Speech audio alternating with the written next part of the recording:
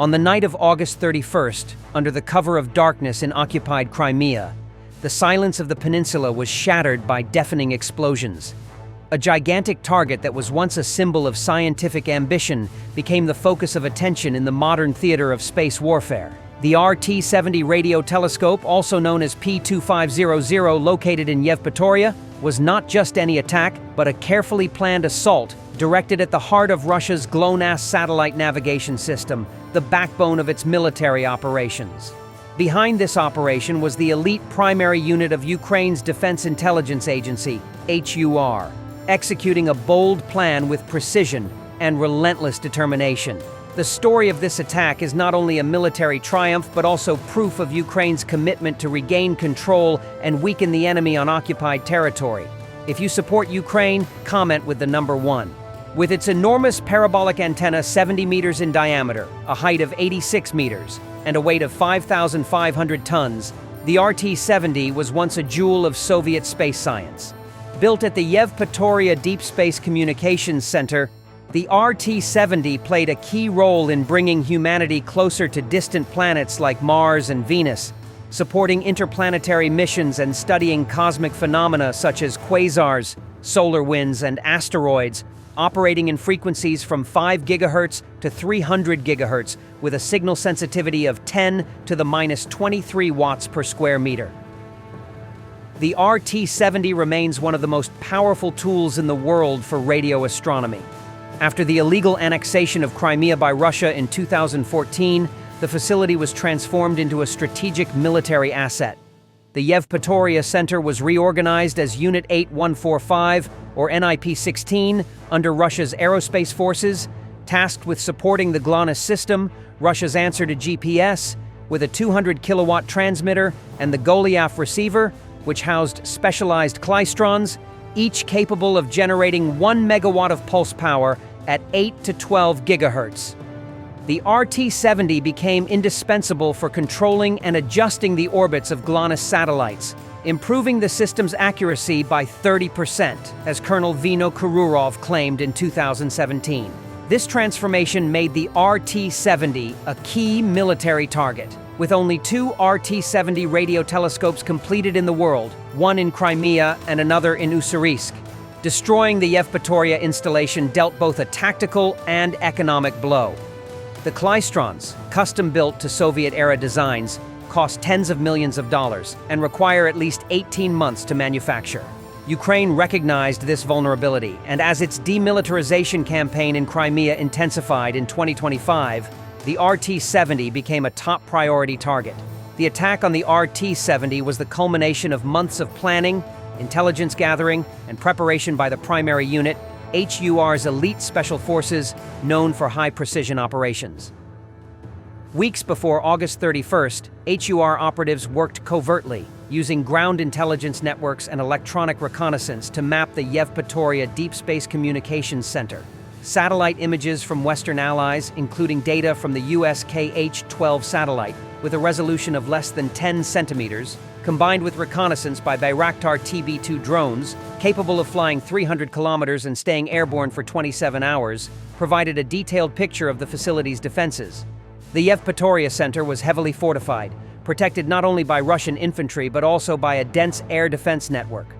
Short-range systems like the Panzer S-1, with a 20-kilometer range and an altitude detection of 15,000 meters, armed with 1257 E-6 missiles capable of Mach 3 speed, were deployed around the site.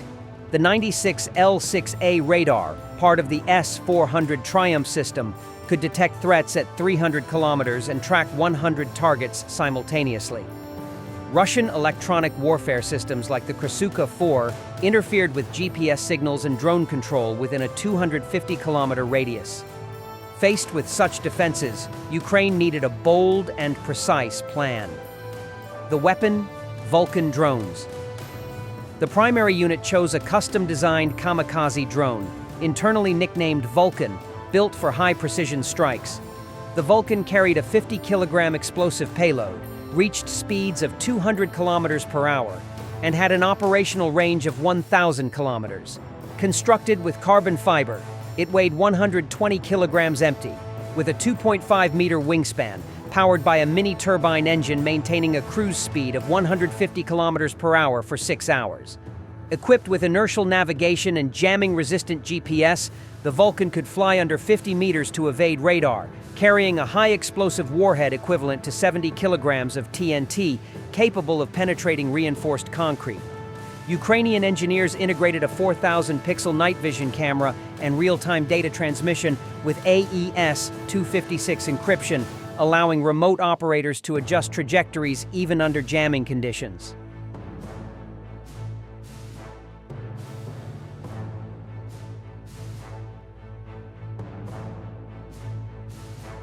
The attack plan unfolded in 3 phases: reconnaissance, deployment, and execution.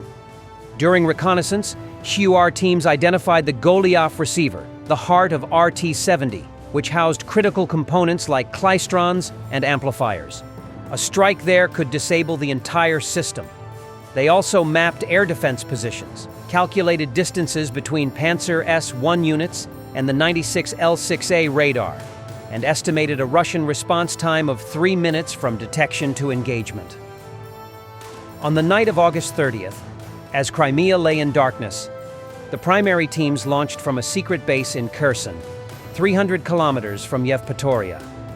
The location was chosen for its strategic position beyond Russian radar coverage, allowing the Vulcan drones to follow routes avoiding heavily defended areas. A team of 12 technicians and electronic warfare specialists prepared 3 Vulcan drones, 2 aimed at RT-70 and 1 at the GLONASS dome. Each drone underwent rigorous pre-flight checks, with technicians verifying navigation systems and loading pre-programmed flight routes. The routes took advantage of Crimea's mountainous terrain and sparsely populated areas, keeping drones below 100 meters to avoid radar. To counter Russian electronic warfare, each drone carried a decoy signal emitter mimicking a flock of birds with a radar cross-section under 0.01 square meters, tricking Russian radars into discarding them as non-threatening. At 11 p.m., the drones launched from a mobile platform, propelled by small jet engines for initial speed. The 3 Vulcans departed silently, save for a faint engine hum, flying in a V formation 500 meters apart to avoid simultaneous detection. Their programmed route crossed the Perekop Isthmus, traversed sparsely populated farmland in northern Crimea, and approached Yevpatoria from the northwest, where air defenses were lighter than near the Russian naval base at Sevastopol. As the Vulcans entered Crimea's airspace, Russian defenses activated. The 96 L-6A radar detected an anomaly at 50 kilometers, but the drone's decoy signals distorted the data, registering as unidentified objects instead of threats. Primary operators, monitoring from a command center in Kherson, adjusted trajectories in real time using live video feeds, steering around high-density defense zones such as a Panzer S-1 unit near Saki, 20 kilometers from Yevpatoria. At 11:45 p.m., the first drone struck the GLONASS dome. Traveling at 180 kilometers per hour, it detonated its 50-kilogram warhead, creating a fiery explosion that collapsed the dome and destroyed internal equipment, including satellite control servers and high-speed data systems. Russian forces in Yevpatoria went on maximum alert, activating Panzer S-1 systems to scan the sky. A 50-man infantry unit was dispatched, but chaos delayed their response. The remaining 2 drones, flying low and using decoy signals, remained undetected. The second and third drones targeted the RT-70, approaching from the west and north to split defensive attention. At 10 kilometers out, they accelerated to 200 kilometers per hour, switching to inertial navigation to counter GPS jamming. The Russian Krasuka 4 system, with an estimated jamming power of 100 kilowatts, disrupted signals. But Ukraine's Starlink backup link, with a 20-millisecond latency, enabled real-time flight corrections.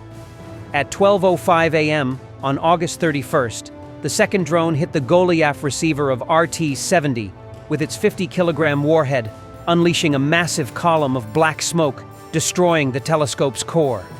The klystrons and amplifiers, worth millions, were reduced to wreckage. Seconds later, the third drone struck the antenna base, ensuring it was inoperable even with repairs.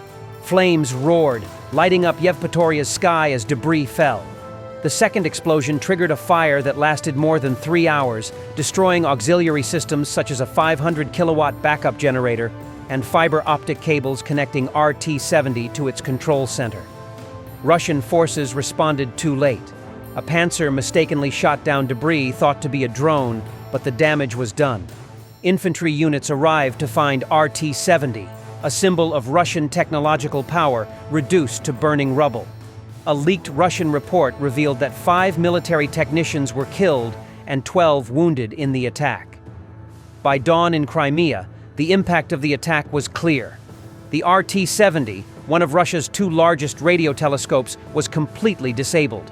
The destroyed Goliath receiver and irreplaceable klystrons were reduced to scrap. The GLONASS dome was obliterated, disrupting Russia's satellite control capabilities. HUR's initial assessment confirmed that the Yevpatoria Deep Space Communications Center was paralyzed, severing a critical link in the GLONASS system. The strategic impact went beyond physical damage. GLONASS, vital for guiding Russian weapons, missiles, and drones, suffered a 50 to 60% accuracy drop. Operations in Crimea and the Black Sea, from warship navigation to missile deployment, were severely affected.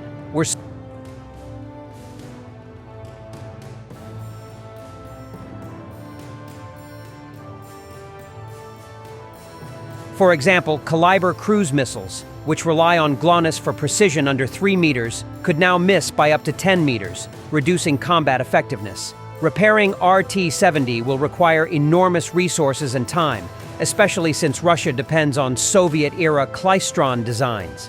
The attack also had a profound psychological weight. The primary unit's video showing the drones striking their targets went viral, gaining over 10 million views on X within 24 hours, amplifying global support for Ukraine. It boosted Ukrainian morale and sent Russia a clear message. No target, however fortified, is beyond Ukraine's reach. What struck me most about the RT-70 strike isn't just the spectacle of precision drones outracing layered air defenses. It's the strategic imagination behind it. Ukraine chose a target that sat at the seam between science and war. By blinding a deep space communications node repurposed for GLONASS support, Kyiv didn't merely blow up hardware, it attacked the math that makes Russian weapons accurate.